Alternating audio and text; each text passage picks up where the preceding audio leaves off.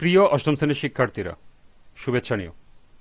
আজকে আমি তোমাদের বাংলা বিষয়ের নতুন বই সাহিত্য কণিকা থেকে কবিতা সপ্তম অধ্যায় নারী এর 104 পৃষ্ঠা থেকে বহুনির্বাচনী প্রশ্নের সমাধান করে দেব।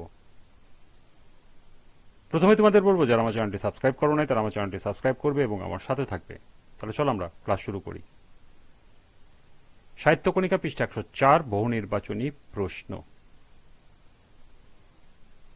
লক্ষ্য করো, পাঠ্য বইতে 5টি বহুনির্বাচনী প্রশ্ন দেয়া আছে। প্রথমে আমরা এই 5টি বহুনির্বাচনী প্রশ্নের সমাধান করব, এরপর আরো সম্ভাব্য গুরুত্বপূর্ণ কিছু বহুনির্বাচনী প্রশ্ন দেখব এবং সেগুলোর সমাধান করব। পাঠ্য বইয়ের বহুনির্বাচনী প্রশ্ন 1, কাজী নজরুল ইসলাম কত সালে মৃত্যুবরণ করেন? 1919, 1972, 1975, 1976। সঠিক উত্তর ঘ, 1976। 2, বীরের স্মৃতিস্তম্ভের গায়ে কোনটি লেখা নেই? বোনের সেবা, নারীর স্মৃতির সিঁদুর, ভগ্নীর আত্মত্যাগ, বধূদের আত্মত্যাগ।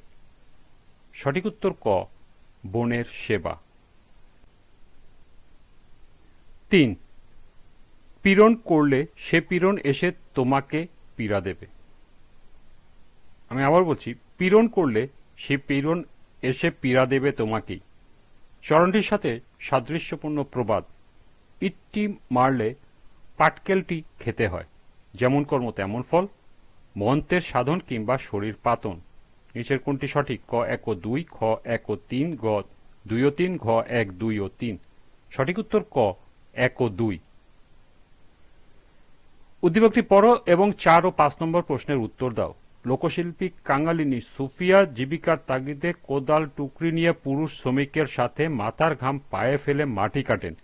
দিন শেষে মজুরি নিতে গিয়ে দেখেন পুরুষ শ্রমিকদের দেওয়া হচ্ছে 200 টাকা আর তাকে দেওয়া হলো 100 টাকা।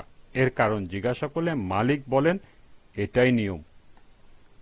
4, প্রদত্ত উদ্দীপকটির সাথে নারী কবিতার ভাবগত দিকটি হল বৈষম্য, শোষণ, সাম্য। নিচের কোনটি সঠিক? ক 1 ও 2, খ 1 ও 3, গ 2 ও 3, ঘ 1, 2 ও 3।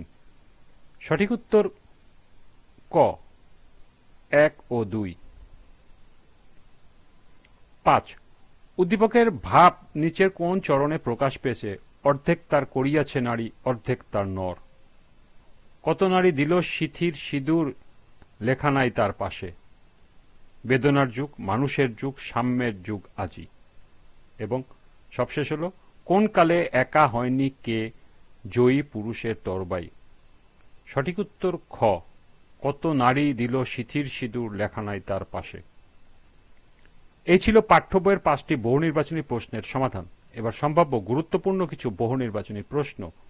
6, নারী কবিতায় কিসের ডঙ্কা বেজে ওঠার কথা বলেছেন? নারী বিজয় লাভের, পুরুষ শাসনের অবসানের, নারীর কর্তৃত্ব প্রতিষ্ঠায়, নারী পুরুষের সমতার। সঠিক উত্তর ঘ, নারী পুরুষের সমতার। 7, পুরুষ দাস ছিল না কেন?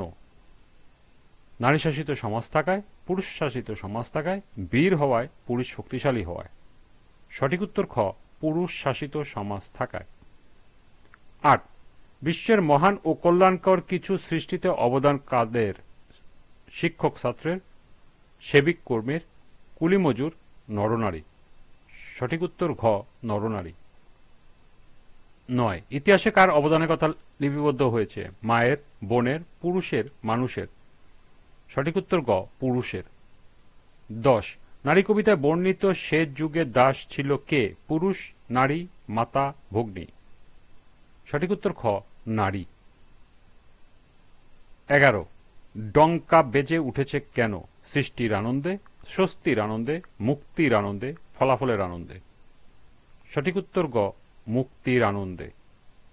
12, নারী কবিতায় কবি কার সঙ্গে নারীকে তুলনা করেছেন? মানবের সঙ্গে, শিশুর সঙ্গে, যুবকের সঙ্গে, নরের সঙ্গে। সঠিক উত্তর ঘ, নরের সঙ্গে। 13, পৃথিবীতে মানব সভ্যতা নির্মাণে প্রয়োজন কোনটি? নারীর অগ্রাধিকার, পুরুষের অগ্রাধিকার, নারী অধিকার প্রতিষ্ঠা, নারী ও পুরুষের সমান অধিকার। সঠিক উত্তর ঘ, নারী ও পুরুষের সমান অধিকার। 14, পীড়ন শব্দের অর্থ দুঃখ, বেদনা, অত্যাচার, হতাশা। সঠিক উত্তর গ, অত্যাচার। 15 মহীয়ান শব্দের অর্থ সুমতি, সুমহান, সুশোভন, সুসাহিত্যিক। সঠিক উত্তর খ, সুমহান। 16 কবি নরনারী উভয়কে কি হিসাবে দেখেন? সহযাত্রী, সমকক্ষ, বন্ধু, মানুষ। সঠিক উত্তর ঘ, মানুষ। 17 কাজী নজরুল ইসলাম কত খ্রিস্টাব্দে জন্মগ্রহণ করেন? 1893, 1895, 1897, 1899। সঠিক উত্তর ঘ, 1899। 18 যুদ্ধ থেকে ফিরে কাজী নজরুল ইসলাম কিসে আত্মনিয়োগ করেন? পড়ালেখায়, চাকুরিতে, সাহিত্য চর্চায়, দেশ সেবায়। সঠিক উত্তর গ, সাহিত্য চর্চায়। 19 কত সালে বাঙালি পল্টন ভেঙে দেওয়া হয়? 1918, 1919, 1920, 1921। সঠিক উত্তর খ, 1919। এবং সর্বশেষ 20 নারী কবিতার শিক্ষণীয় বিষয় কি? নারীর প্রতি একাগ্র হওয়া, নারীর প্রতি দায়িত্বশীল হওয়া, নারীর প্রতি কোমল হওয়া, নারীর প্রতি শ্রদ্ধাশীল হওয়া। সঠিক উত্তর ঘ, নারীর প্রতি শ্রদ্ধাশীল হওয়া।